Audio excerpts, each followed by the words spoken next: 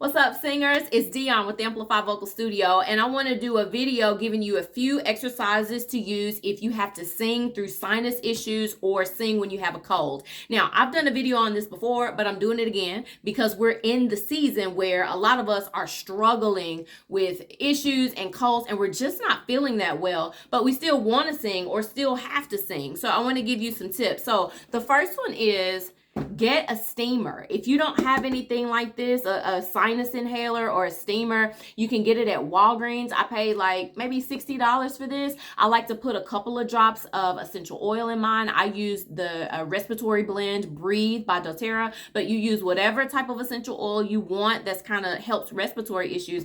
Put drops in there and just let your face sit in there. It is so soothing, so relaxing, and after you're done, your voice is like butter, okay? So after you have steamed, these are exercises that you can do just to kind of get the voice moving and really more so find that resonance, because when you've got snot and mucus buildup in the resonator in the nasal cavity up here, it's hard for you to find the resonance where you're used to singing. And so the tendency is to start employing extrinsic muscles and other muscles and start to kind of force the singing because you can't find the resonance. So these things are going to help you. So first of all, you want to use consonants that are nasal. Okay, so NG, so hung, N, N, and M's.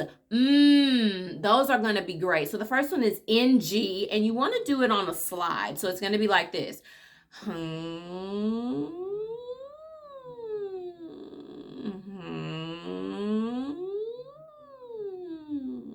And you want to keep the volume really soft, and you want to keep the quality of the sound really whiny. As you're doing that one, you can even drop the head a little bit.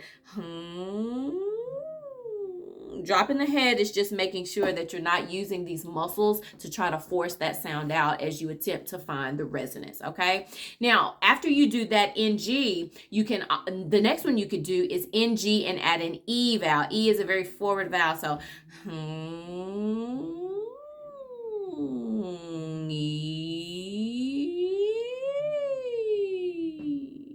So if you do that maybe 3 or 4 times and you don't have any cracks or breaks at the top of those, at the higher notes, you should be able to sing high notes fine, okay? Just want you to know that. So again, that one is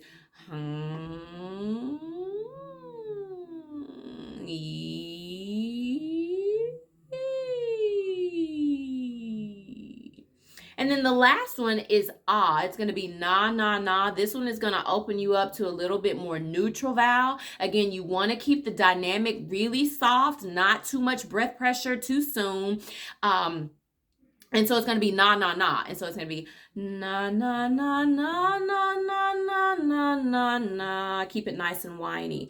Na, na, na, na, na, na, na, na, na, na. Na, na, na, na, na, na, na, na, na. Now, after you do that a few times, if it feels pretty good, then go ahead and add a little bit more breath pressure to it, which is going to increase your volume.